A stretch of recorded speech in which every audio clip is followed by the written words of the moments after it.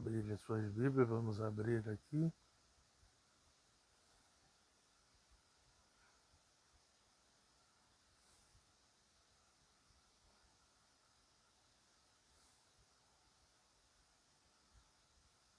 O tema dessa mensagem é a promessa.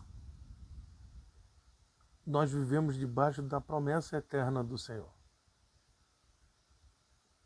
Adão e Eva pecaram e se afastaram, toda a humanidade foi afastada de Deus. Então qual é a promessa? A promessa de reconciliar. O ministério do Senhor Jesus Cristo é um ministério de reconciliação, tanto do povo hebreu quanto dos gentios, que somos nós. Né? Então pediria para os irmãos abrirem lá em Atos dos Apóstolos, capítulo 2, vamos ler o versículo 37 e 38.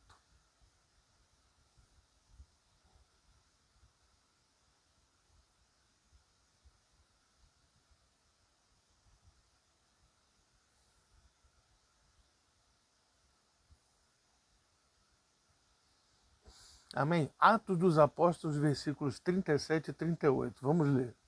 E ouvindo eles isto, se sentiram constrangidos em seu coração e perguntaram a Pedro e aos demais apóstolos: que faremos, homens, irmãos? Depois de todo aquele discurso de Pedro no dia da festa do Pentecostes, falando da promessa de Deus, primeiro prometido lá pelo profeta Joel, né, do Espírito ser derramado sobre toda a carne, explicando porque quando eles viram aquele fenômeno, os estrangeiros ouvindo as maravilhas de Deus em seu próprio idioma, né, alguns disseram, não, eles já estão bêbados. Mas Pedro diz, ainda é muito cedo para isso acontecer. Aí ele explicou. Então, alguns da multidão ficaram constrangidos com aquela palavra e disseram assim, que faremos, homens e irmãos? Aí Pedro responde, e disse-lhes Pedro, verso 38, arrependei-vos cada um de vós, sejam batizados em nome de Jesus Cristo para a remissão dos pecados e recebereis o dom do Espírito Santo. Aqui nós estamos falando de duas situações, nós estamos falando de batismo e estamos falando de dom. Existem alguns irmãos nossos que defendem a tese que o batismo com o Espírito Santo, ou no Espírito Santo, é uma segunda bênção na vida do crente, quando ele confessa, né? Ele tem um arrependimento, confessa Jesus como Salvador. Algumas denominações dizem que aceitou Jesus, outros que recebeu Jesus. E se ele continuar buscando, ele recebe essa segunda bênção. Eu já fui... já concordei com essa tese, né? Eu falo aqui que eu me converti em igreja neopentecostal. Então os pentecostais, os renovados, os carismáticos, né? Eu me converti numa igreja batista carismática, né? De conotação neopentecostal. Então lá costume se acreditar isso, que o batismo com o Espírito Santo é uma segunda bênção. E alguns acreditam que batismo com o Espírito Santo é orar em línguas estranhas ou língua dos anjos, né? E profetizar. Eu já várias vezes aqui disse que lá em Romanos 12 tem uma relação de vários dons espirituais. Eu creio que esse batismo está em toda a igreja de Cristo Jesus, porque hoje o meu entendimento é mais para uma igreja tradicional, para os batistas históricos, para as igrejas reformadas, que quando você recebe a Cristo como Salvador, como diz aqui, seja batizado em nome de Jesus Cristo, não é o batismo nas águas, onde nós colocamos a pessoa ali na pia batismal e dizemos assim, você acredita que Jesus Cristo é o teu único suficiente Salvador? Sim. Então é uma declaração pública e diz, eu te batizo em nome do Pai, do Filho e do Espírito Santo, como está lá no livro de Mateus, no seu último capítulo. Aqui quando nós falamos de ser batizado em nome de Jesus Cristo, que também há uma divisão na igreja, os unicistas dizem que não se deve batizar em nome do Pai, do Filho e do Espírito Santo, tem que se batizar em nome de Jesus. Mas só que Pai e Espírito Santo encarnado é o Senhor Jesus. Então você batizando em nome do Pai, do Filho e do Espírito Santo e batizando em nome de Jesus, você está fazendo a mesma coisa. Às vezes as pessoas complicam com as suas interpretações e a Bíblia é uma coisa tão simples. Por que que os nossos irmãos acham, alguns irmãos acham que o batismo com o Espírito Santo é uma situação depois? Porque lá em 19 de Atos dos Apóstolos diz que Paulo encontrou com alguns irmãos que tinham sido batizados no batismo de João para arrependimento. Eles nunca tinham ouvido falar do Espírito Santo. Aí Paulo colocou as mãos sobre a cabeça deles e eles começaram a orar em línguas e profetizarem. Então, por isso que é entendido, vou até colocar aqui agora, Atos 19,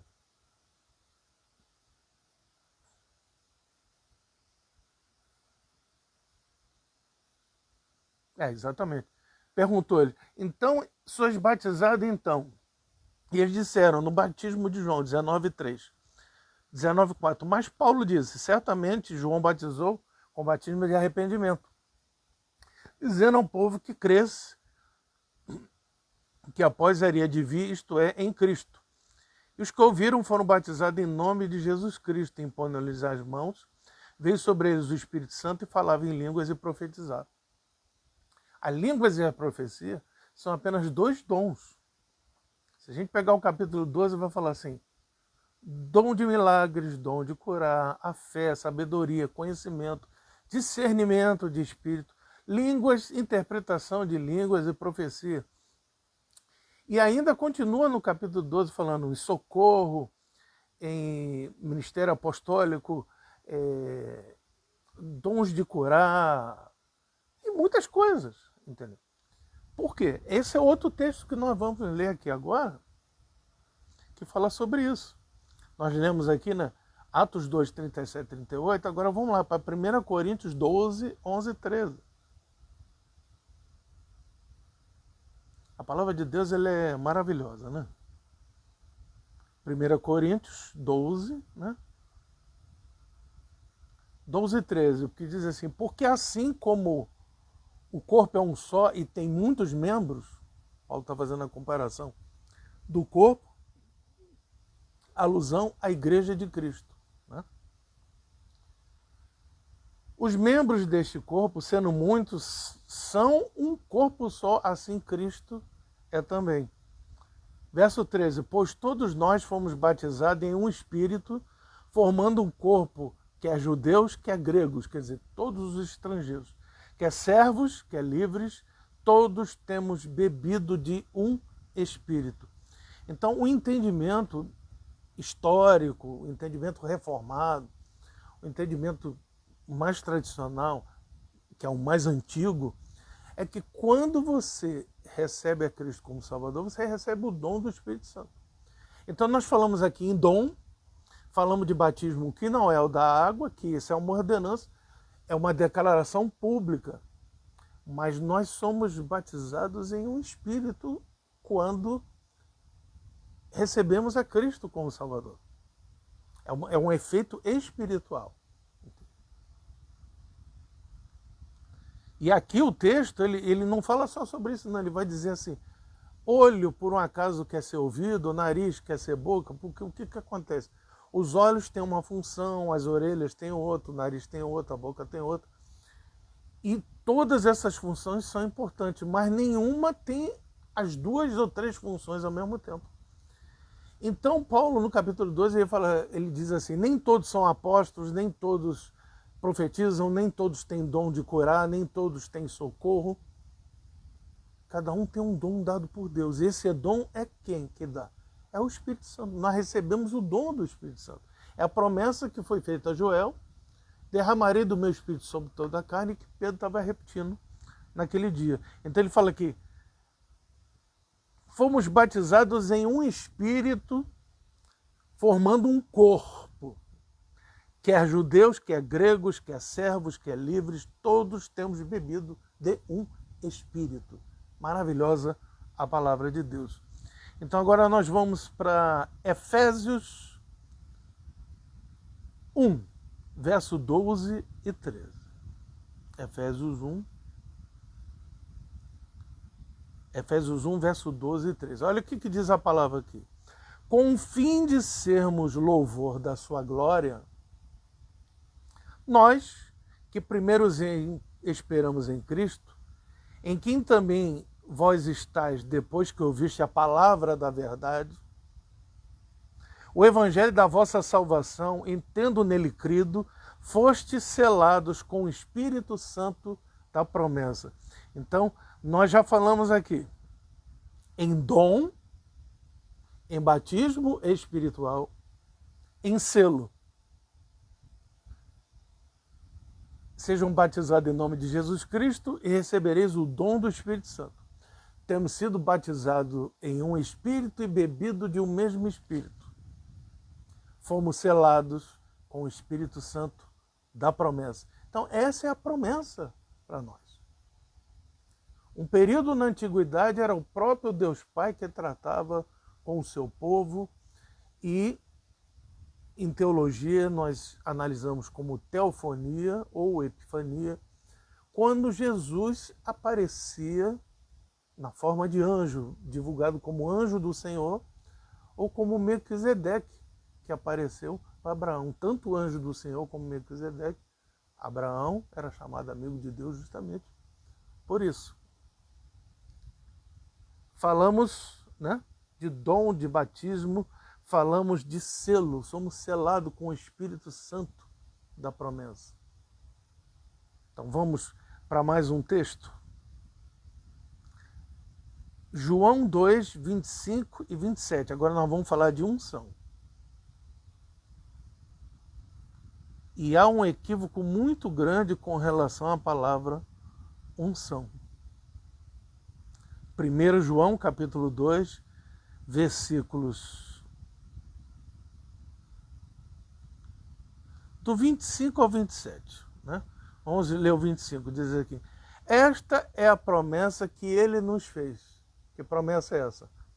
A vida eterna. 26.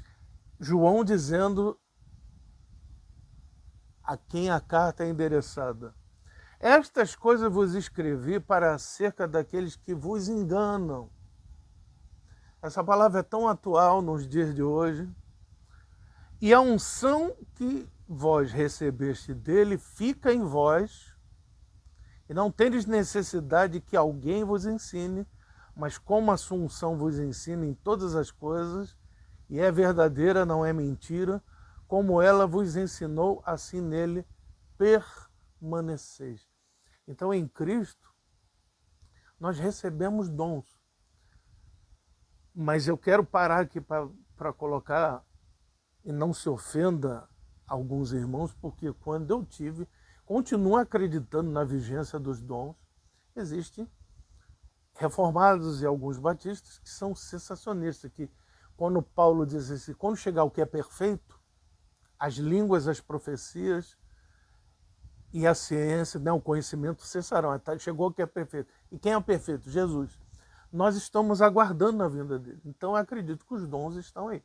O problema é que a comunidade evangélica tem banalizado muitos dons. Entendeu?